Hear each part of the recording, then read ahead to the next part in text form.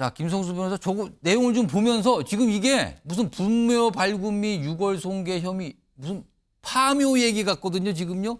이거 좀 설명 좀 해주세요. 무슨 일이 또 벌어진 겁니까? 이게 재판 상황인데 지금. 예, 맞습니다. 사실관계는 2020년 4월에 천안의 한 임야에서 이 합장이 되어 있는 이 합장이 증조 부모님 그리고 조부모님 그리고 큰아버지 이렇게 합장이 되어 있었는데 이 모자 관계인 지금 A 씨와 B 씨가 이 부분에 대해서 이 제사 주재자인 사람이 있지 않습니까? 예. 이 제사 주재자의 동의를 받지 않고 그 주재자는 뭐 부분은- 사촌으로 지금 알려지는데 예, 그 어떤 맞습니다. 장손이라 그러죠 또. 예, 맞습니다. 장손인데 이 부분 이제 동의를 받지 않고 발굴을 한 겁니다. 이 합장에 되어 있는 이 유골을 발굴을 한 다음에 이 인근에 있는 이 추모공원에서 화장을 하고 안치를 했습니다. 그 파묘를 해서 이제 다 화장까지 끝내고 한 거네요. 맞습니다. 그 안치까지 했는데. 예, 그런데 이게 이제 형법상으로 봤을 때는 이 분묘 발굴 행위 자체에 대해서도 이제 처벌 규정이 있고 또 이 부분은 이제 유골을 손괴하는 경우도 처벌 규정이 있습니다. 그렇기 때문에 이 두 가지 혐의로 재판이 이루어졌고 1심에서는 이 두 가지 혐의에 대해서 다 유죄가 인정이 됐었는데 항소심에서는 이 유골을 손괴한 부분과 관련해서는 예. 무죄가 선고가 됐던 겁니다. 그런데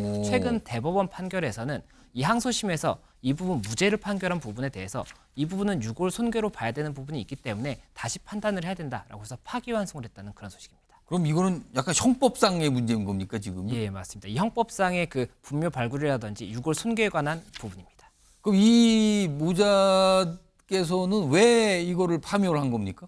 예, 아마 그 임야를 이제 매각하고 이런 과정에 있어서 그 묘지가 있었던 예, 그 땅. 그렇죠. 묘지가 있다라고 한다면 이 토지를 사용하는 데 있어서 오. 한계가 있지 않습니까? 그리고 이 부분이 이 묘지가 있다고 하고 만약에 이제 당시에 소유자가 동의를 했다거나 아니면은 평온 공연하기 20년 이상 점유한 경우에는 분묘 기지권이라는 게 발생을 하게 되는데 이 분묘 기지권이 발생한 경우에는 이 내가 내 땅이라고 하더라도 이걸 임의로 뭐 없앤다거나 이렇게 할 수가 없는 부분이 있습니다. 법적으로. 그렇기 때문에 그런 부분 때문에 아무래도 이런 매각 과정에서 예. 이 부분 조금 이 유골을 조금 이렇게 발굴을 해서 손괴하게 되는 그런 행위가 있었던 것이 아닌가 생각이 듭니다.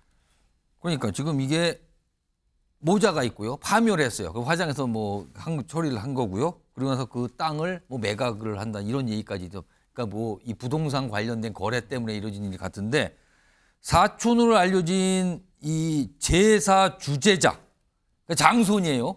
그럼 이 장손의 동의가 없을 경우에는 그런 거 못한다 이렇게 되는 걸 다시 확인한 겁니까? 그러면 이거는? 예, 맞습니다. 그 당시에 이제 쟁점이 됐던 것 중에 하나가 제사 주재자가 누구인지에 대해서도 쟁점이 됐던 것으로 보입니다. 뭐 실제로 제사는 이제 본인들 측에서 했었다라고 주장을 했던 것으로 보이는데 예. 어쨌든 민법상의 제사 주재자는 말씀하셨던 이 장손, 사촌이 맞는 것으로 보이고 그렇기 때문에 제사 주재자의 동의가 없이 이 유골을 손괴한 행위 자체는 결국에는 이 형사상의 문제가 될 수가 있다라는 부분이 이제 쟁점이 되었던 것이고 실제 이제 대법원에서 판단을 한 것은 예. 이 돌아가신 분의 유골은 제사 주재자에게 승계가 되는 것이고 이에 대해서 관리 및 처분도 결국에는 제사 주재자의 의사에 따라야 되는 부분이 있기 때문에 이 부분을 이제 이에 반해서 처분을 했다라고 한다면 이것이 어떠한 뭐 예를 갖춰서 했다라고 하더라도 당연히 이 형법상의 유골 손괴에 해당되기 때문에 처벌이 돼야 된다 이렇게 본 거예요.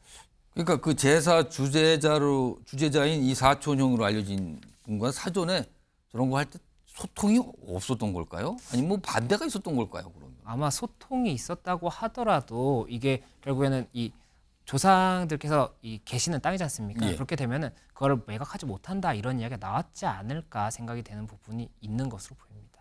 일단 제사를 주재하는 어떤 이 후손의 동의가 굉장히 중요한 거다. 이게 다시 한번 확인이 됐다는 의미일까요? 그럼 이 재판의 의미는? 예, 맞습니다. 이 제사 주재자가 결국에는 민법상 누구로 볼 수 있는지와 그리고 제사 주재자의 동의가 없었을 경우에 이 형법상의 유골 손괴죄가 성립될 수 있다라는 것을 대법원에서 다시 한번 판단을 해준 부분이기 때문에 결국에는 향후 사건에서도 이 대법원의 판단을 아무래도 존중을 할 수밖에 없어서 계속해서 이제 이 기준으로 한동안은 볼 수 있다라고 볼 수가 있고 다만 이런 제사 주재라든지 이 민법상의 이런 뭐 제사 관련 관념에 대해서는 계속해서 이제 사회가 바뀜에 따라서 대법원의 판단도 달라지는 경우가 있어서 이 몇 년 후에는 또 어떻게 바뀔지는 봐야 될 것 같습니다.